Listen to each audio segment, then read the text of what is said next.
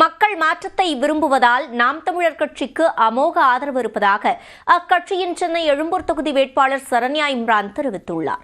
News 18 Tamil Nadu தொலைக்காட்சிக்கு அவர் அளித்த பிரத்யேக பேட்டியில் தொகுதியில் டிஜிட்டல் முறையில் பணப்பட்டுவாடா நடப்பதாக குற்றம் சாட்டினார்.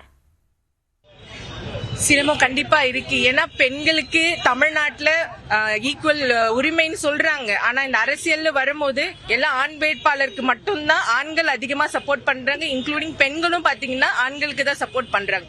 பெண்களுக்கு சப்போர்ட் பண்றது கடினமா தான் இருக்கு.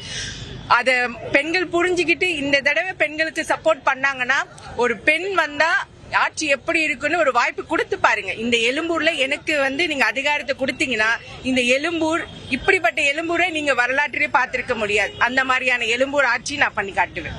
எழும்பூர் தொகுதிகள்ல கடந்த முறை நடந்த இந்த முறைகேடு என்னென்ன, நீங்க என்ன வந்தா என்ன சரி செய்ய போறீங்க? மேலோட்டமா மட்டும்தான் இந்த அரசாங்கம் சரி பண்ணுது. ஏன்னா இது மெயின்ல இருக்கிறதுனால மெயினை தாண்டி உள்ள இருக்க மக்களுக்கு ஒரு சலுகைகளும் கிடைக்காம இன்னும் வறுமை கோட்டு கீழே நிறைய மக்கள் இந்த எழும்பூர்ல இருக்காங்க. ரொம்ப கஷ்டப்படுற மக்களை தான் நான் நேரடியா சந்திச்சேன்.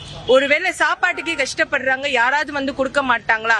அதை இந்த அரசாங்கம் பயன்படுத்தி அவங்களுக்கு 2000 தரேன் 2500 ரூபாய் தரேன்னு சொல்லும் போது அது மூலியமா வர பணத்தை வச்சியாவது நம்ம சாப்பிடலாமேன்ற ஒரு எண்ணம் தான் அந்த மக்களுக்கு இருக்கு.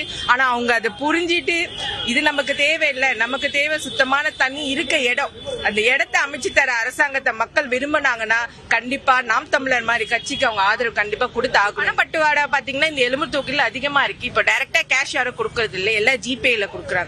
ஏன்னா டிஎம்கே ஏடிஎம்கே எல்லாம் இங்க கோட்டைன்னு சொல்றாங்க இல்லையா, அவங்க அந்த காலத்துல இருந்து இருக்கிறதுனால அவங்களுக்கு தெரியுது இந்த ஏரியால இந்த வீட்டுல எத்தனை ஓட்டு இருக்குன்னு தெரியுது. அந்த ஓட்டுக்கு அவங்க ஜிபே மூலியமா பண்ணிடுறாங்க.